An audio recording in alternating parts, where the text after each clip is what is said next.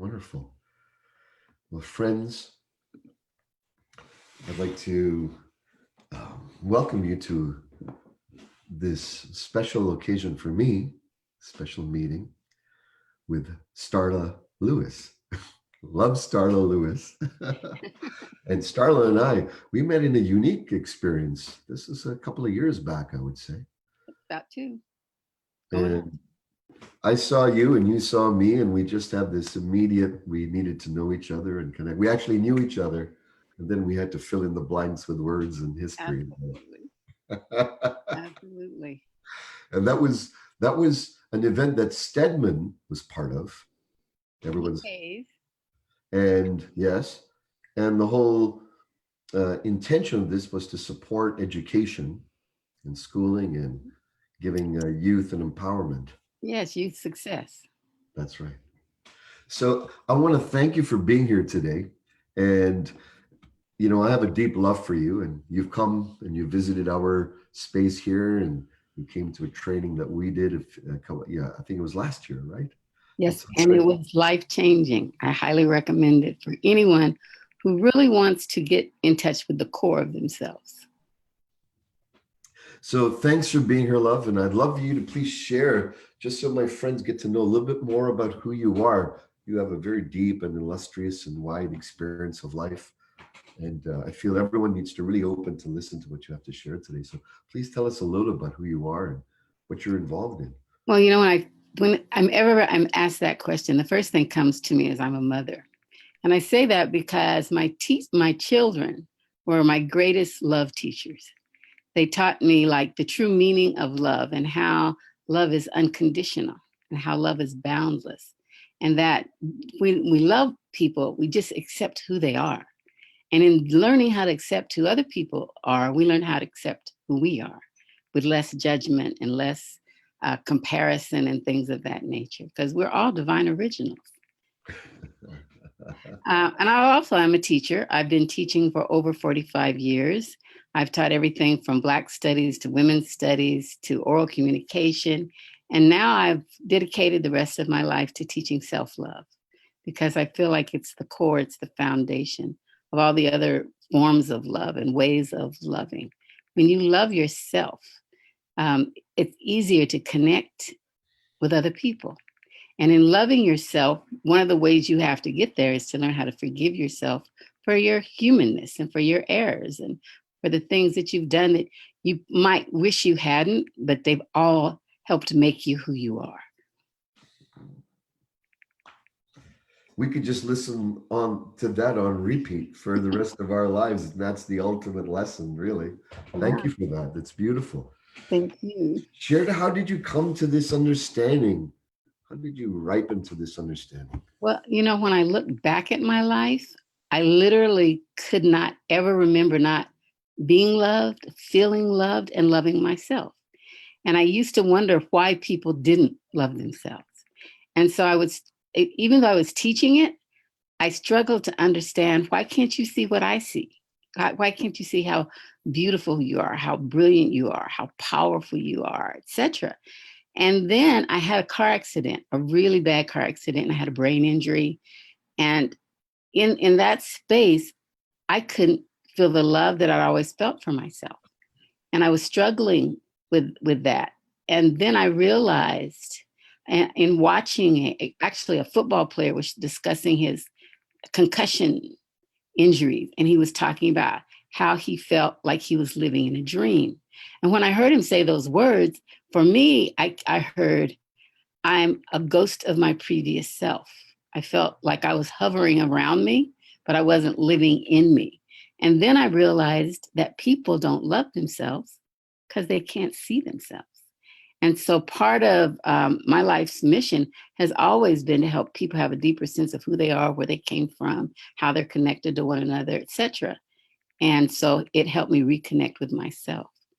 And then the icing on the cake was when I came to accelerated evolution, and I just accelerated right back to the self that I've always known myself to be. And I also want to just say, I learned that loving yourself isn't saying, oh, I'm exactly all I want to be. It's saying, I'm enough as I am. Yeah. This is, a tough time for a lot of my friends, a lot of our human friends, our humanity on the planet. Mm-hmm. I think the animals are happy, but Mother Nature is happy. Cleaner air and all that. Absolutely. Yes. And this is like a big dichotomy, right now. Mm-hmm. We're seeing the purification of the world, which is sustaining us. Mm-hmm. And yet then there's this paradox that we have to get to work and get the economy going. And if it's in the same direction, it's going to be creating the same pollution. Mm-hmm. Same toxicity. And so, and that affects us individually. And we'll have to know what's your sense of what's a good way to approach this to deal with this dichotomy? Well, on a personal level, I came to dealing with this first by surrender. This is where we are. This is what's happening. This is what we have to deal with. And in that surrender, I found a lot of peace. I also looked at the opportunity of what we're in right now. We're an opportunity to actually slow down, to spend time with ourselves, to hear our own voice, to get in touch with our own memories, our own issues, and our own healing. I also see it as a time to connect with the people that we love. I've probably talked more to people that I hadn't talked to in forever, getting phone calls or Zoom calls or text messages or something. And I think that's a good reminder that really we're never alone as long as we know how to reach out. And then I was sitting thinking about how grateful I am for all that I have, for the comfort, for not losing my job, it was a transition for me because I went from teaching in the classroom to teaching online, which I swore I'd never do. So I've had to stretch myself. And that in and of itself has been a major gift. That being said, the flip side of that is I have extreme compassion for the people who did lose their jobs. I have extreme compassion for my students who were already homeless. So when the schools closed, they were kicked out of the dorms, and many of them had no place to go. I was just talking to one of my students from England who was leaving 3 weeks ago to go home, and her flight was canceled. So she's stuck here, Oh man. living alone in a strange land, with no real connections. And so she was talking about how depressed she had gotten and things of that nature. So my heart goes out to all that. And then finally, because I think it's so important to acknowledge the children who are no longer going to school, many of them now no longer have food because that free meal in school might have been their only meal that day.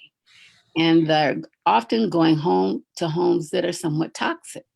So there's no relief from that toxicity. And the one that troubles me, I think personally the most, is that when you lock children in a house with adults who are out of order, then sexual abuse and things of that nature become rampant. And that lasts with people a lifetime. So I'm really hoping that the helping professions and organizations like yours create something that allows the children to heal, because many of our children are going to be traumatized. Wow. Thanks for shedding light on that. Mhm.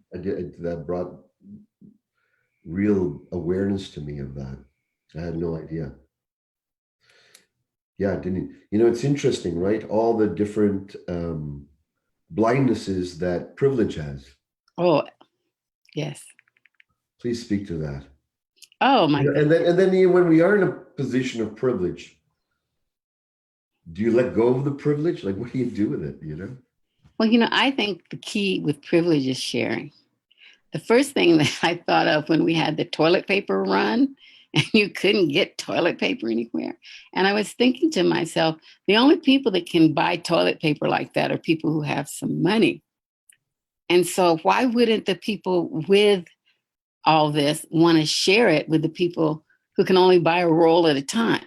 But you get there and all of it's gone. Yeah. because someone's hoarding it in their garage or their storage or someplace like that. And so it brought to my attention that even those people who want to help and who even are think they're helping, when it comes down to this self-preservation piece, the hoardingness in us comes out. And we don't understand that if we share it, there's going to be enough. There's going to be enough, abundant universe. And I loved it when the stores started rationing how many things you could buy. And then you realize there's enough. There was enough for everybody, That's right. So the panic of it all. And then, of course, toilet paper, like for real. And most of the world doesn't have toilet paper. So we can figure it out if we really needed to. I have a tushy, which is a jet spray, Uh-huh. every Uh-huh. day. Absolutely. And you find a way, right? In India, it's like that. When there's no social structures or strong social structures in Mhm. place, then we have to resort to ourselves. And Yes. one of the, warrior sage principles is aim to do your best to be self-resourceful as Mhm. best as you can. Grow from where you're at. When Mahatma Gandhiji was going from village to village, he wasn't just sharing about independence from England. That was the least thing in most people's everyday life. Mhm. For them, it's food, water, shelter, basics of life. And he was going town to town teaching two simple things: personal hygiene, how to be impeccable and keep your place clean, to have self-pride, Mhm. self and your surroundings and your environment. And number two, self-resourcefulness, how to be resourceful for making your own things, growing your own food. And it wasn't a socialism or a communism. It was simply about learning to go from where you're at so that you can be on your own two legs as best as you can. And at the same time, you know, be generous. This is your family. This is not Absolutely. a separate being. They're not a separate family. And that's the bridge that you are making, that I'm feeling, so deeply. Well, and I am enjoying hearing people's creativity. Like uh, a wedding in the front yard and people drive by and honk. I mean, I just thought that was special. Yes. Or something as simple as, calling and playing charade over Zoom. Or, just the fact that when we're forced to not be so lazy about ourselves, we find out that we are brilliantly created and resourceful. We're cooking. I'm sure most of us are cooking way more than we've cooked in a long time. And you discover, hey, I still got it. Are you creating meals because you don't want to go to the store and stand in the line? So you look at, well, what have I got? And then you come up with something spectacular. So I think that we need to look at the possible and potential blessings in this time that we are together in the way we're together. And that when we do go out, we're not afraid of each other. There is a virus, but there are probably millions of viruses, and we're exposed to them all the time. And so we have to know that. How do I stay healthy? Well, I know, and listening to my doctor and my health practitioners, it's my immune system. We are so divinely made. The creator created bodies that we can't even comprehend, and our immune systems can protect us from anything out there. And yet I'm concerned that we're not hearing enough information on how to take care of your immune system, what things you kind of want to stay away from right now. One of the first runs after toilet paper was alcohol. Yeah. And alcohol is terrible for the immune system. So if you're over drinking and you're shutting down your immune system because you're concerned about a virus, you're actually inviting the virus in. Sugar as well. Sugar, Excess dairy, sugar, dairy. all the dairy because it shuts down the lymph nodes. There's so much. And it's not that you have to stay away from these things forever, but if you feel that you're in danger, maybe it's because of your profession or where you're being potentially being exposed, then you definitely don't want to be doing things that compromise your immune system in those situations. I mean, I was teaching in college And when they started talking about the virus and stuff, and we had a lot of foreign exchange students from China, and they were all wearing masks on campus way before we were asked to wear a mask, and so I'm sure I was exposed, but the reality is I knew I was healthy. So I never moved as if I were afraid. And even now, I only wear a mask because they tell us we to do that. But I know that the air we're breathing through the mask is toxic, because we're breathing out toxins and then we're breathing them back in. That can't be good, so we can wear them, but I know that my physician says if you're going jogging, don't be wearing no mask. If you're going walking by yourself, don't wear a mask, because you're compromising your respiratory system. So it's about balance, I believe. you Yes. know it's about balance, and it's about, we know that fear shuts down the immune system. We know that, fear and anxiety.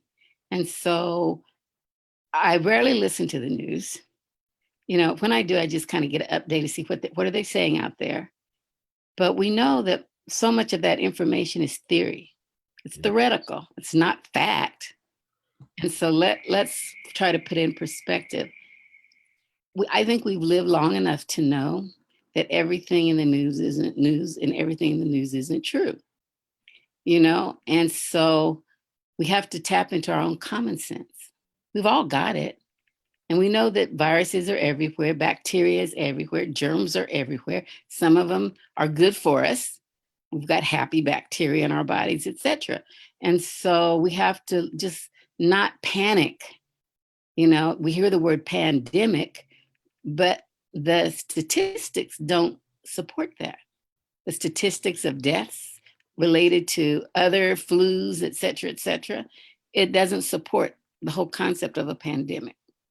And so, why are we so afraid? Because it's a scary time to live because we're being scared. It happened a little bit with the AIDS virus many Yes. decades ago, Yes.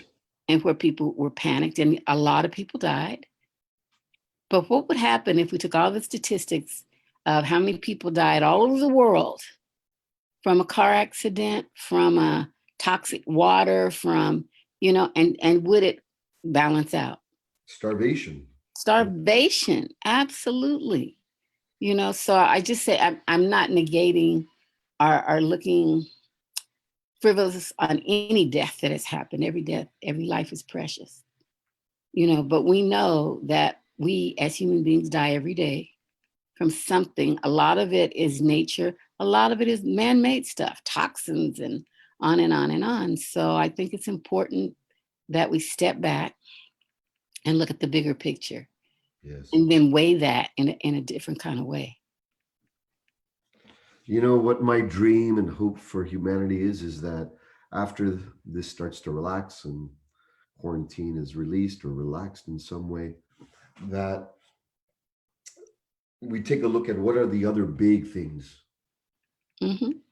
What are starvation? What are the all the other deaths? What are all the other edges we have as a humanity? And we keep steamrolling with the same level of intensity and world coordination that's happening now.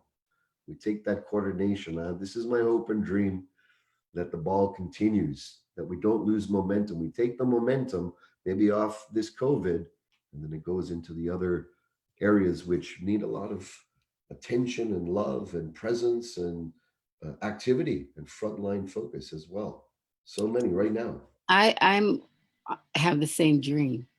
My hope and dream is that we do spend this time in introspection to really remember what is truly important to us as human beings, and to keep the level of kindness that I've seen people have, the level of service that people are showing, and the level of communication to actually say something nice to somebody in a day, to wish somebody good health, to really verbalize what's in our heart often, but often we never let it cross our lips.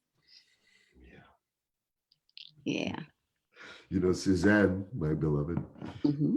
She misses you, sends her love. She goes biking every day, and at the corners, she'll with put chalk with and like peace or love or Uh-huh. family, community. Let's take care of each other. So she's That been putting sounds like those stuff. Suzanne. It's That been sounds just wonderful. And then she'll absolutely. sort of see them from people walking from a distance, but it's not even knowing that anyone who is going to see it, when they're going to see it. Mm-hmm. It's the offering of it and knowing some person might get touched by it. That's it. It's the act of it. It will help somebody raise their own consciousness. These are, with my students, I said to them, every generation goes through something. Every generation, whether it was the Vietnam War, World War One or two, whether it was the civil rights movement or the women's movement or the, you know, um, peace and freedom movement. I mean, there was so many things where people lost their lives, where there was pushback, where there was all this conflict. And yet, in each one of those situations, we evolved a little more and a little more and a little more. That's why I love accelerated evolution, because I love that it has the word evolve in it. And I love that the first part, the first four letters, if you reverse them, are love. So, love, I do believe, is the key and is the answer. And for my own personal life, I used to think, oh, I've had such an easy life. And then I realized, wait a minute, I've had basically the same life that everybody else has had. How I looked at my life is what made it easier. Yeah. I didn't, I surrendered to the things that, hey, it is what it is. My grandson says all the time, which is my favorite mantra now, it is what it is, it be what it be, and it do what it do. And then from there, you create your own truths and realities. But you have to start by acknowledging, yeah, this is what it is right now. Right now, we're in this situation. Now, what do we personally want it to look like for ourselves? And then create that in your space for you and yours. You know, that's what I think. Starla, tell us, please, about your students and what you teach, and maybe some stories of interaction with your students. They must be so blessed to have you. Well, they make me feel that way. One of the things that happened to me at the end of 2019 was my children gave me a 70th birthday party.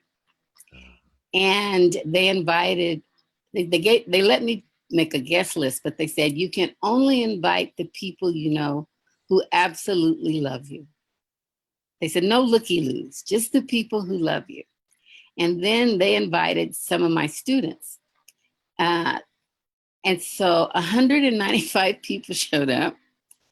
And we had this party where there was singing and dancing and poetry and testimonials. And the people who came said that it was better than going to the Kennedy Center honors. It was so fun. And my daughter had created a slide presentation of my life. So a lot of the people there actually saw themselves. And one of my friends said, who is that? And my friend who was sitting next to me said, that's you. You guys look like you're about elementary school or something. I had people there from kindergarten, literally, all the way through up until today, middle school, high school. Some I hadn't seen in 40 years. I mean, it was a wonderful, this is your life kind of party. And I'm sharing that with you because the students who came, you don't always know how you've touched their lives. But people said things like, the class saved my life. And then they would tell a story of family abuse, or the class saved my life because they tell a story of abandonment. And I realized that through teaching, we can heal people and we can give them the tools that they can heal themselves. And one of the students shared, he said, when you met me, he said, I was about to become a serious criminal. He said, like the real deal. And I said, I sat in your class And I listened to the words that you said. He said it was the first time I ever felt unconditional love. He said, and then I realized, wait a minute, I can give more to life than a crime. And he literally went on to graduate from San Diego State University. He started his own business. He is an amazing entrepreneur. His company is called New Images Unlimited. He's incredible. And he said, I could have picked that path, or I could have picked the path that would have put me in prison. And so you never know. And so what I teach, I asked my students when I got ready to retire, I call it repurpose since I'm still teaching, is what is it that I teach? Because I taught African American studies, I taught women's studies, I taught oral communication, I taught child development, I taught psychology. So I was teaching all these different subjects. So I asked each class, what is it that I really teach? And they said, you teach us how to see ourselves, you teach us how to love ourselves, and you teach us how to use love to address every issue in our life. And I said, well, that's what I want to do in the world. So now I'm starting a internet live show. It's love.live. We're going to launch it, I think, in May, near the end of May. So I'm excited about that. Please let me know about it. I'll make sure everyone knows here, okay? Oh, absolutely. Oh, I'm hoping to have you on it. Love, love, love. You know, one of the things that I enjoyed so much about accelerated evolution was all the love. And you could just feel it in the room, and people weren't afraid to express it. And there was the laughter and the hugs and the high fives and the dancing. Oh my goodness. You know? You see That's that how I got. video, you shaking it down. Oh yeah. What did I learn? I learned how to salsa. What? Came back and impressed my daughter who dances ballet folklorico. You know, I was like, yeah, look what I can do now. So, yes, and I do believe that while we're home, we need to be listening to that music that elevates us. We Yeah. need to be getting up and dancing and having movement in our life. You know, we need to be going out and walks, especially in the morning when it's so peaceful and quiet and the air so clean for a change. Oh You know, man. there's so much to it's learning how to enjoy the simple things from simpler times. Yes. Yes. Yeah. This has been a blessing for my family. You know, we've had our son come back home. Mm-hmm. It was we were empty nesters for the first year, for our first year, Suzanne and I Uh-huh. moved out. Our daughter had moved out earlier. But during this COVID thing, we all decided to hunker down together. Oh, that's beautiful. So he's come back. He's been hunkered down, and he's a gourmet chef. Oh my, I want to come to your house. Yes, because I've been having Michelin food. Here I am. I'm coaching. I'm mentoring over online here. And knock, knock, knock. He brings me in today these vegan chicken Caesar wraps with a beautiful soup. And I was like, and I've been having this just like, and he's been like doing with pride Mm-hmm. and feeling like first it was like, okay, I'm here, the boredom, the itchiness of a young man in the Mm-hmm. country when he just had moved to the fun of the excitement of the city. But we've all dropped in now. Mm-hmm. And time has the idea of time as we know it is starting has long time fallen away. Now it's just contact. Well, you But know, it's also a beautiful time to tell our stories to one another. You know, yeah, you think you know your mom, you think you know your dad, but you know them as mom and dad. You know, I always remind my students, your mom and dad were people before they had you, and you're not privy to what their lives were. So to me, this is an opportunity to get to know each other better. You know, and we think we know our children, but you know they kept secrets. You know they did. You know, my children have been sharing some of their adventures, and I was like, oh my. I'm glad to know it now. I'm glad I didn't know it then. We were the same though, right? We were the same in Oh, our own. of course. And it brings back all those memories of who we are and were, And so um, I think it's real important. And then for people of different ethnicities, I think it's a real important time to tell your children of your journey through some of the challenges of being who you are. I was born in a colored hospital in 1949. I was born to teenage parents. I was born during legal segregation. I got some stories. Wow. And the beauty of my stories is none of them made me less. I was given the kind of love and nurture and support that when someone thought I was inferior to them, I didn't take it personal. I said, well, clearly they don't know who I am, you know? And I think that our children need to see and know that we have triumphed over adversities so that as they get their adversaries in their life, in their time, they know they can triumph over those same adversaries as well. Yeah. Yeah, that plants the roots. It lets one know that I have roots, Mhm. strong roots. Lets me remember my roots. Absolutely. Yeah. Our grandparents, I'm blessed, you know, my children have both sets of grandparents still alive, Oh, wow. and they both have been reaching out. Everyone's been reaching out. We've been having these Zoom gatherings, breaking bread at the same time, even as if we're around a family meal. Hmm. And we just called India the other day, and my elder granduncle, it's like a grandfather. And it was just so beautiful because, you know, it's like we're milking this time for the heart to be nourished. I mean, there's nothing else to do. It's either we collapse our heart or open it. Absolutely. Absolutely. Excuse me. I'm very blessed that my MD is an amazing, amazing woman.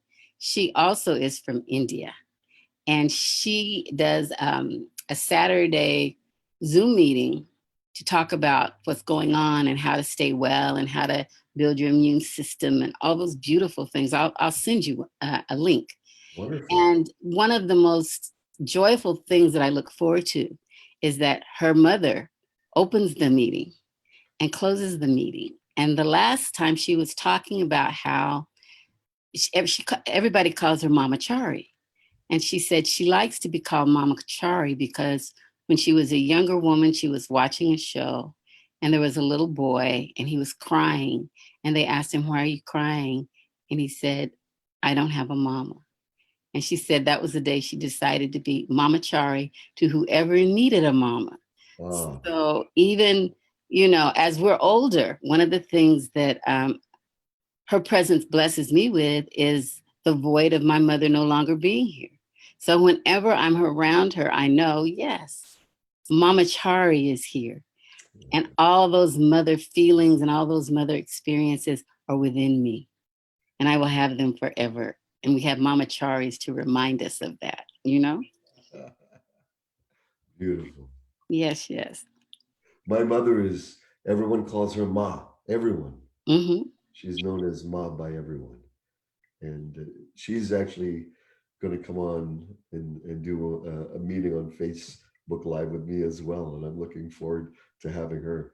And I'm discovering her through this means in a new way. We're meeting the leveling. It's more here as beings, Hmm. and it's really lovely that from the other side of the world that I'm right here like I am with you.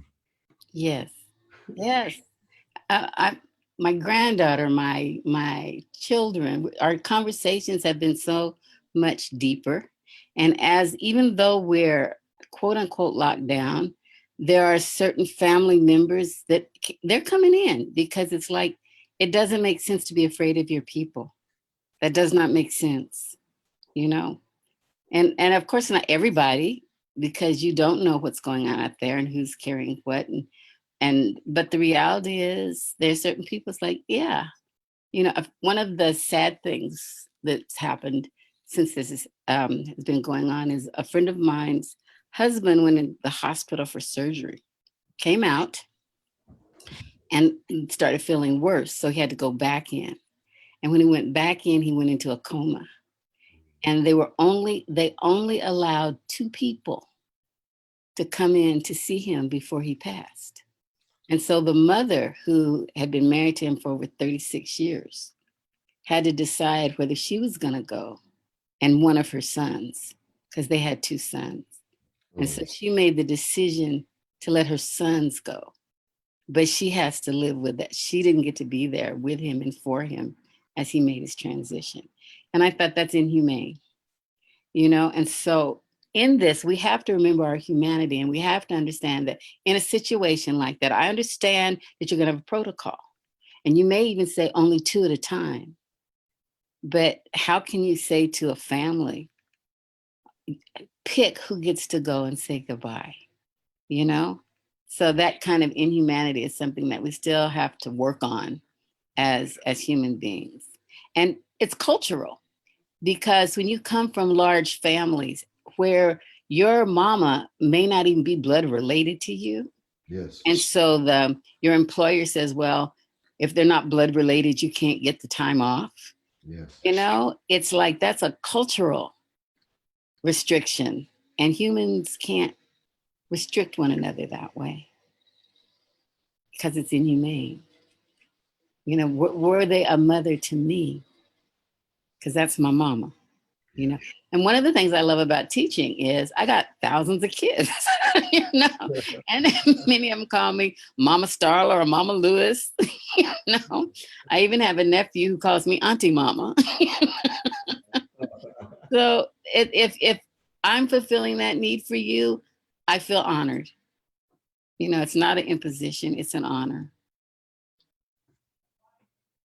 Thank you. You know, there's something you shared earlier today that struck me strongly. It's about reaching out. Hmm. And I know there's some friends of mine, family members of mine, they're shy or they feel constricted about reaching. They're yearning to have contact. Hmm. And I have shared, hey, listen, those folks are probably feeling the same. They're waiting for you to reach out to them. Hmm. Absolutely. So I'm always saying we aim, practice reaching out. Could you share how we can do that if we're feeling, and what's a good way to reach out? Well, it could be something as simple as a text message, something short. It doesn't have to be a whole long conversation. You know, one of my friends had a birthday and I missed it. So I called her and I said, pretend like it's the beginning of April. I said, I want you to visualize the beginning of April. And then I just started singing, Happy Birthday. And she laughed and I laughed, you know, and then that was it. And I think it was like the near the end of April. You know? So I just wanted her to know you crossed my mind, and I stopped and took the time, you know, to acknowledge that. Or even uh, some of my students, and I haven't done it yet, but my daughter said, we need to do this. We're going to do a Zoom family gathering. So we just Zoom everybody and just sit and talk and see the new puppy and all that stuff that, you know, that you can actually share. There was a DJ who did a Zoom party, and he did this party globally. And so many people came on that Michelle Obama was on it and Oprah was on it. And then Michelle asked him to do a Zoom meeting for whatever this election is that's coming. I mean, it's just, you know, you just never know. And we know that people are not used to not preoccupying themselves with stuff, you Yes, know? And that's one of the reasons I think it's important for people to not be bored at this time and say, what is it that I enjoy doing right here in my house? You know, when I look at my outside my house, I can see my neighbors have been doing the yard and painting and cleaning out the garage, you know. So they're being productive. At the same time, I think it's important to be still. You know, in the stillness, we can hear God. In the stillness, our creativity comes out. And I was raised not only by my mother and my grandmother, but my great great great aunt Kate. And Aunt Kate was born in 1880 on a plantation in Missouri. She lived to be 100. And when she used to watch us, she'd bring all the children in from the yard and make us sit around the living room. Everybody had a space. And then she would say to us, it's time to still yourself, which meant to be still. And then she would sit in this rocking chair with a big switch across her lap, like, don't talk, don't move, just sit there. But nobody ever got hit because Mississippi meditation. yes, yes, exactly. And I realized then when I look back, that's when I first started learning how to meditate, Yes. how to be quiet, how to go within and to discover. That's when answers come to you. That's when creativity comes to you. You know, that's when peace comes to you. And I've used that. I was an only child for 14 years. So I spent a lot of time in meditation. I just didn't know that's what I called it. Yes.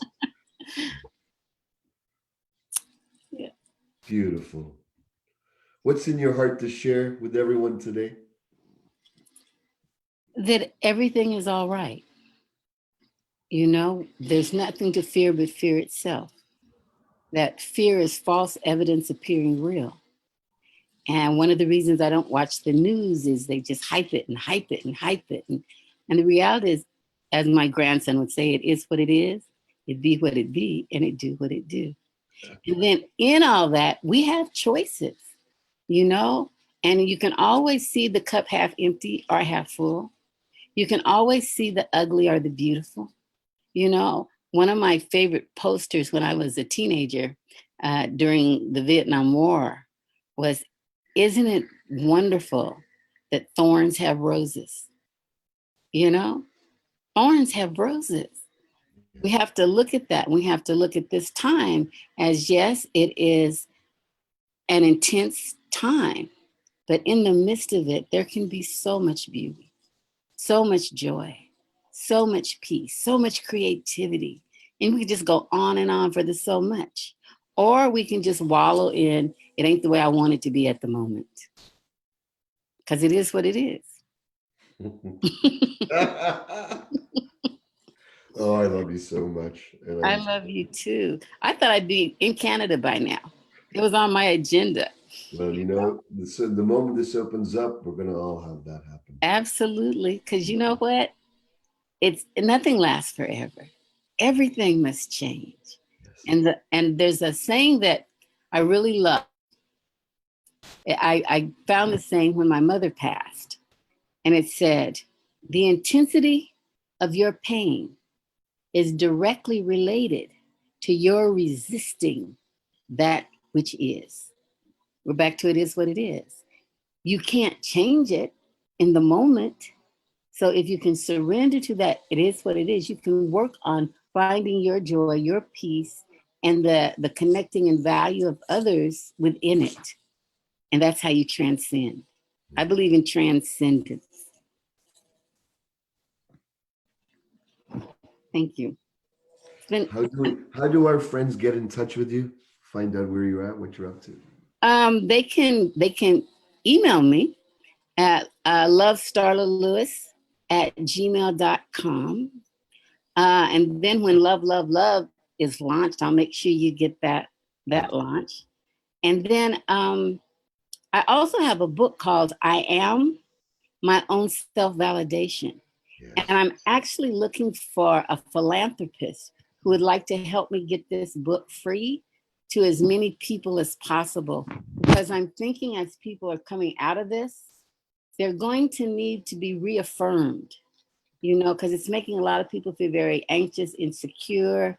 Yes. And my students actually use this book, and some of their testimonials from experiencing the book is it builds my confidence. It helped me get rid of my anxiety. I'm not depressed anymore. I can love myself now. I mean, those are the kind of things that I think we need right now. And I know that this little bitty simple book actually helps. And it's not a book that you read from cover to cover. It's a book that you flip through and get a message for the day. So you might be feeling just insignificant, and then you open it and it'll say, you're magnificent beyond your imagination. So that's kind of what I'm into right now.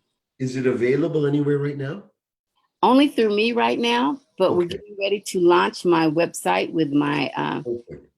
and so all that will be I'll connected. make sure our friends know all about it. All right, thank you very much. Starla, I'm so grateful for you, not just for me and for everyone here. I'm grateful for your service to so many people, and you're truly an inspiration and the real deal. And I just want to honor you and Well, all my love to you.